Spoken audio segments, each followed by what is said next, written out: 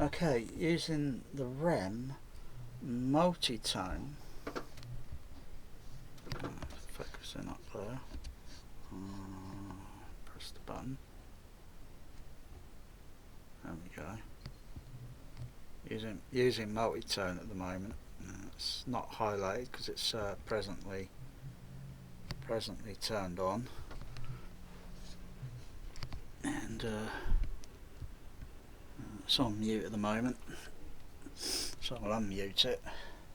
I'm using the TrueRTA to monitor the so got a bit of signal noise there, signal noise ratios, that's not important. Here goes. The bells. Now I can clap my hands together. That's going directly through the THX monitor.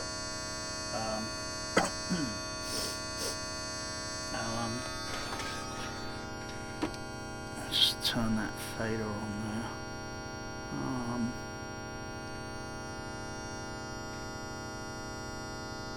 So the microphone's only up near to the HF on there, so just switch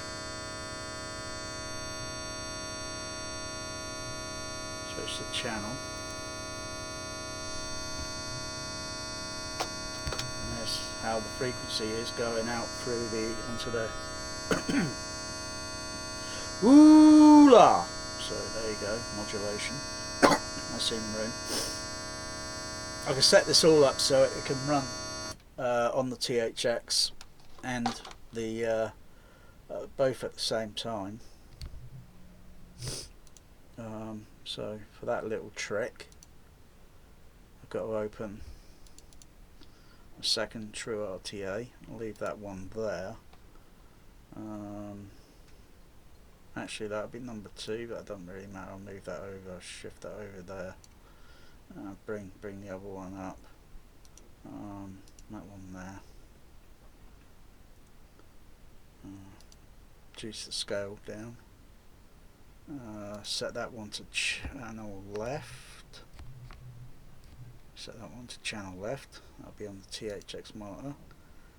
Set that one to channel right, and that'll be in the room. And let's just adjust this scale size.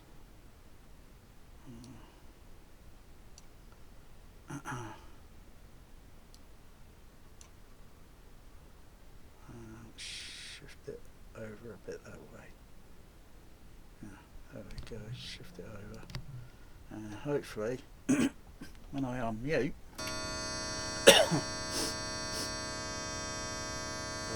turn that one on to go, and adjust the scale octave resolution. Yeah, just that.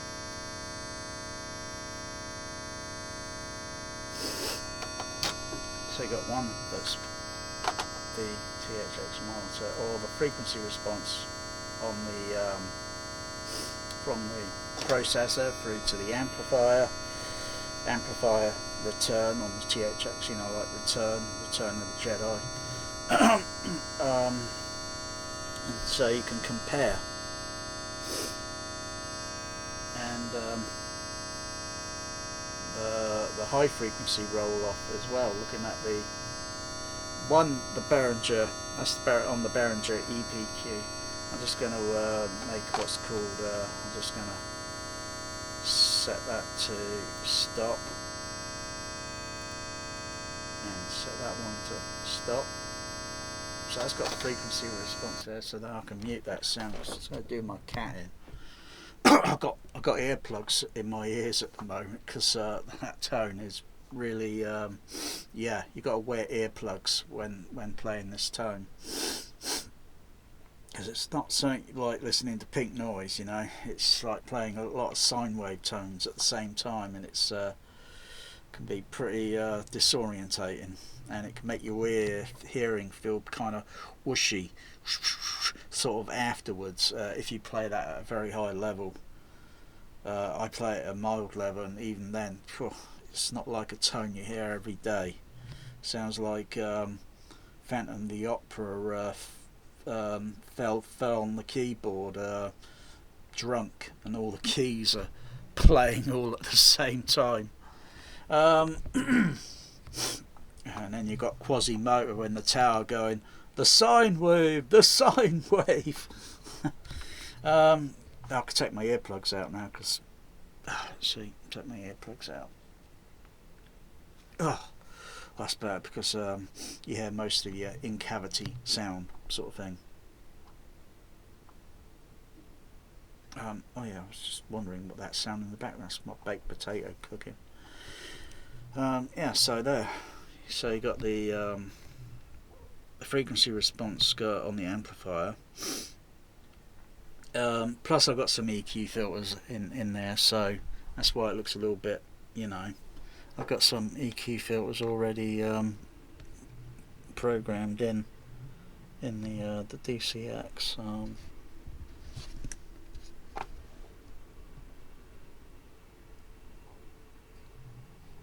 So I've already got some filters programmed in.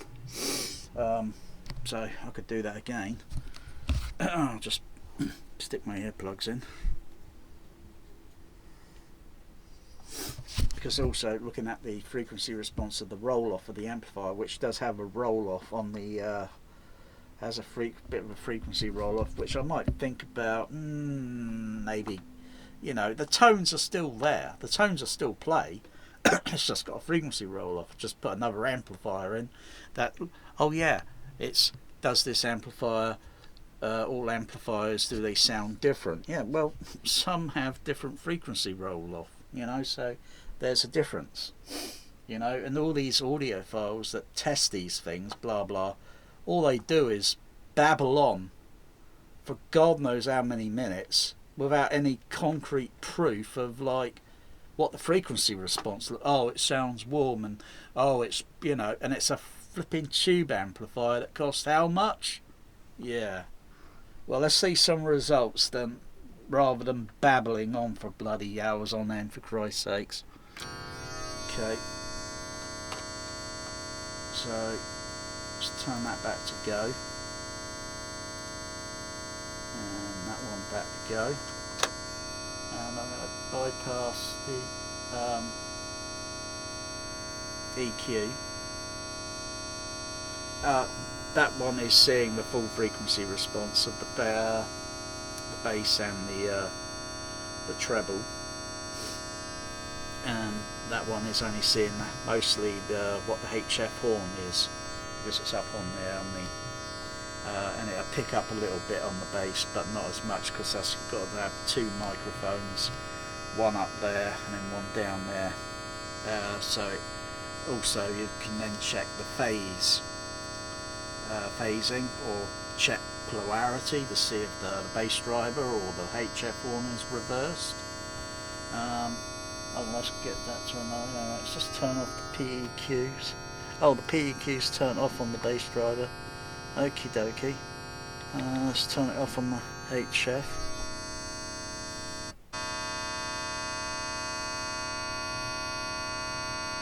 And the shape has changed. The screen's gone a little bit dark because it's one of these intelligent things. There we go, just do that. There we go. So I'll turn it back on, PEQ.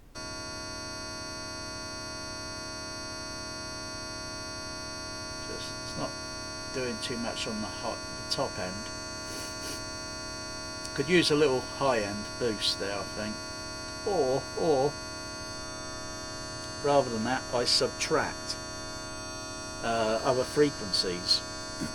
As long as I've got enough amplifier gain, enough amplifier power on hand. I'm only using, I think, max. I'll just put that on. Hang on, I'll just turn that back off. There we go. And I'll do and stop the. Is it settled?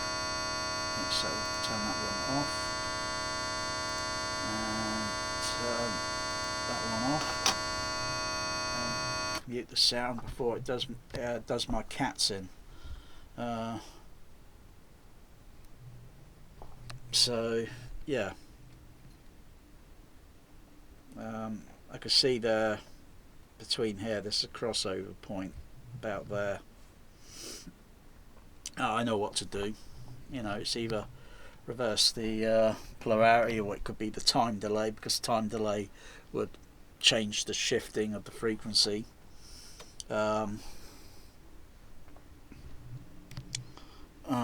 Just trying to see. Hang on.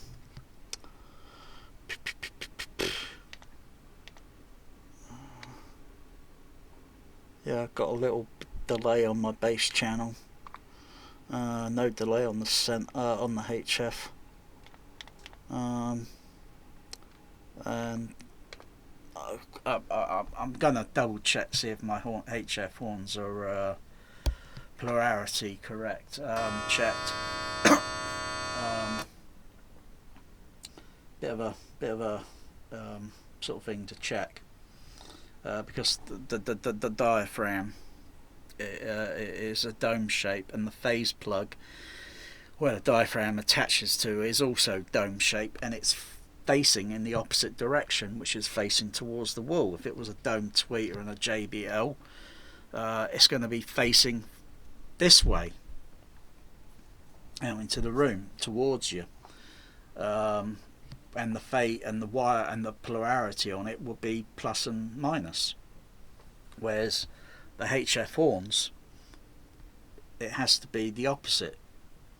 They have to be wired plus to negative, negative to plus. They got to be wired the opposite direction, because the diaphragm then would press against the phase plug. It would move towards the phase plug, thus being correct polarity. And then there's a whole lot more there to it, to check in everything. And you always buy speakers, you know, but you always sort of like take it for granted, thinking it might be okay, unless you do a test, which would then otherwise would show if everything is correct, or has been maybe incorrectly been done by the manufacturer or the personnel at manufacturing. You could have some of these, I don't know, JBLs or EVs or Calypso speakers that are yeah, you never know until you put your microphones up and test everything. Or you buy a cinema booth monitor to connect up to your amplifiers, so you can put the signal into the computer, because if you put this signal directly into your line input on your computer, you'll destroy your computer. So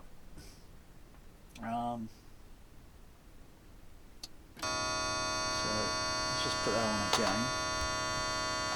It's probably doing my counting, but they're being pretty cool. I don't know how they can tolerate it.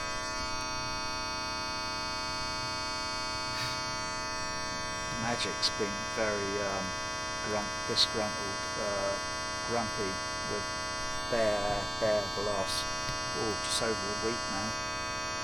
I'm not sure what it is, but they're not hugging and licking each other at the moment. Hang on, so just check, make sure I've got that EQ turned off. Yeah. I'm going to reverse the polarity.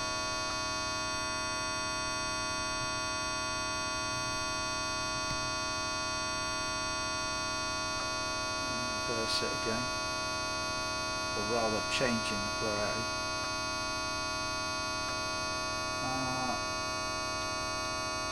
Let's also go to turn off the time delay. Yeah, it's dipping down a bit. Go back to polarity.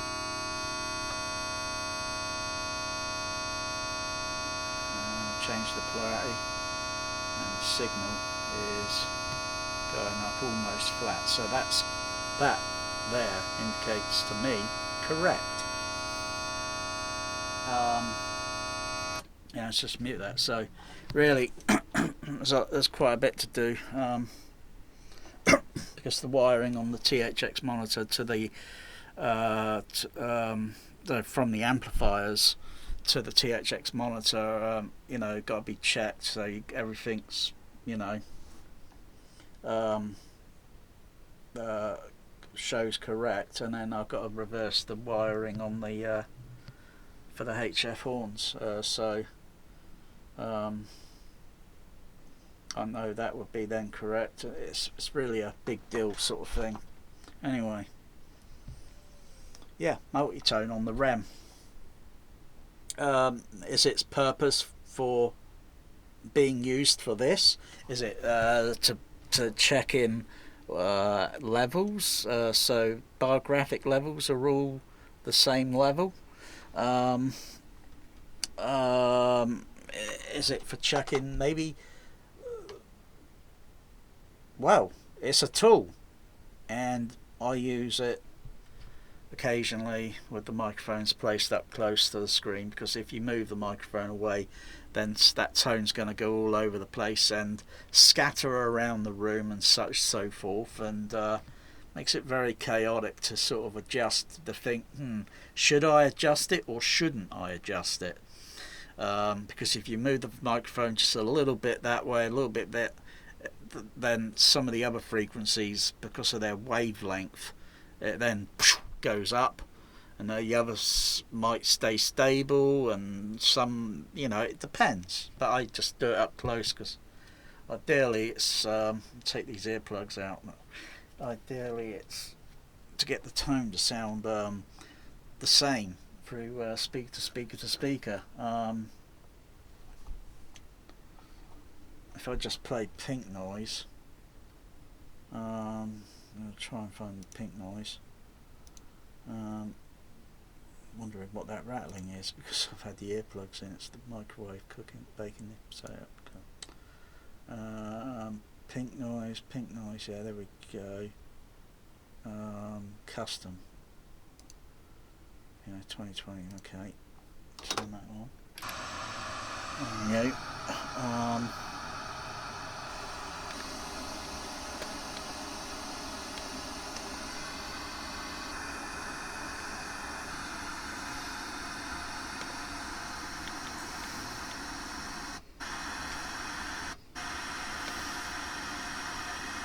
So I'm just going to turn off all the filters and everything else, and go to the kitchen, to the THX monitor. Hopefully it's aligned.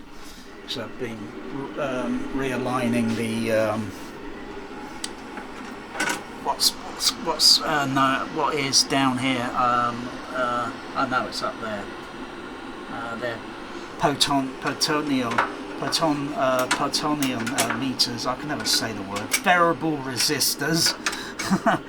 Variable resistors to adjust the levels for the amp return. So if I go to center channel, my center channel, go to my right channel, go to my left, they sound the same. Go to what's called mix level, and it'll go simultaneously, and not simultaneously, it applies all the other channels.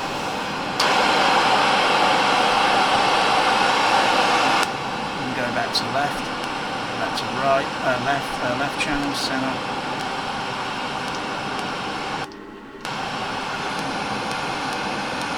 I can detect a slight difference.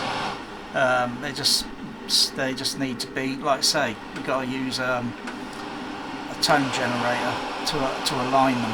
It's amplifier, power amp. In the manual it says, I think, amp return or something, you know, like I say, you know, like Return of the Jedi, like a, you know, like a Star Wars movie, like that. Well, that's the Empire Strikes Back. Anyway, that's my baked potato. Yummy. Yeah, that's that. So now I've got to take the card out, stick it in the computer. That's the Frankenstein cables that I was using, connecting, and does the trick. That's only partly connecting on the back of the THX with a lead coming up here, and then the lead from the the microphone or the audio mixer with the microphone. So it's come in here, and I'll just apply the crocodile clips to tip and sleeve. Sleeve is ground, and the tip is I think the tip is well, it doesn't matter really whether it's left or right, because you could reverse. I could reverse the wiring on the other end. Anyway, oh yeah, and like looking at the pink noise, which is full spectrum.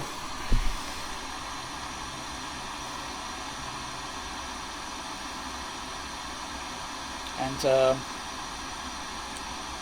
yeah, it's a little bit elevated. So that's like if I go to, alright, because I've got so many channels, let's turn off all the other channels. So it's leveling down, and then it'll settle. Yeah, that looks about right. I think I aligned it okay on the THX monitor. Yeah, I think I aligned it okay. And then of course, you know, it's depending on what tool you want to use. And that's the HF horn, or partly it's picking up a bit of the bass and the room itself. So if I mute the bass channel,